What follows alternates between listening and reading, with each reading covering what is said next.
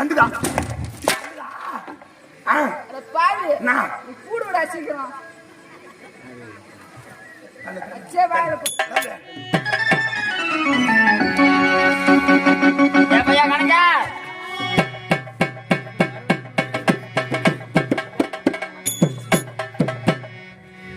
அடிக்கடி உள்ள போய் என்னதான் பண்ணிக்கிறா என்னத்தா என் உடம்பு ஃபுல்லா மண்ணா கிடக்குது என் உடம்பு ஃபுல்லா மண்ணாக்குது உனக்கு அட்டை இல்லை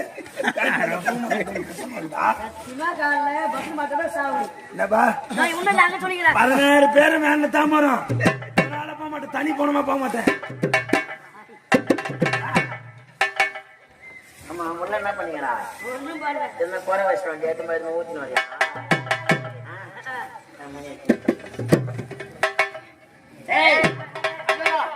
பையா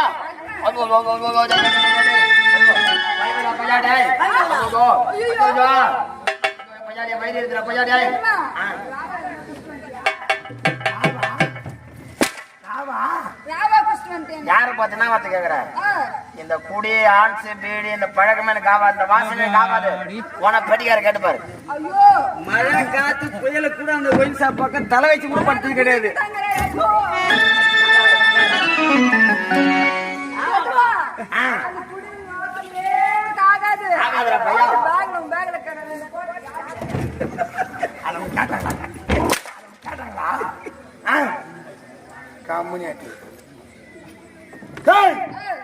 இதனால் வரையிலும் நான் பிறந்த நாள் முதல் என் தாயாகட்டும் என் தந்தையாகட்டும் என் மனைவியாகட்டும் பசி என்றால் என்னவென்றே தெரியாமல் சில நாட்கள் வாழ்ந்து வந்துவிட்டேன்.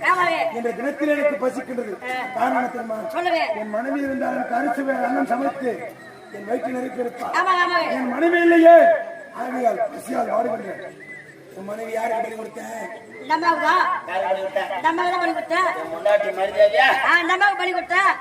பலி கொடுத்தேன்.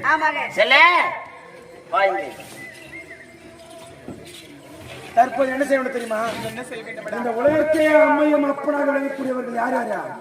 நானும் என்னுடைய கணவர், நீயும் உன்னுடைய கணவனும். ஆகையால் இந்த பிள்ளைக்கு பசிக்கின்றது.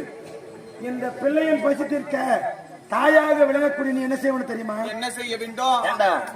ஒரு பிள்ளைக்கு பசிக்கின்றது. ஒரு ஏழ்மை தாய், அவனிடத்தில் எதுவுமே கிடையாது.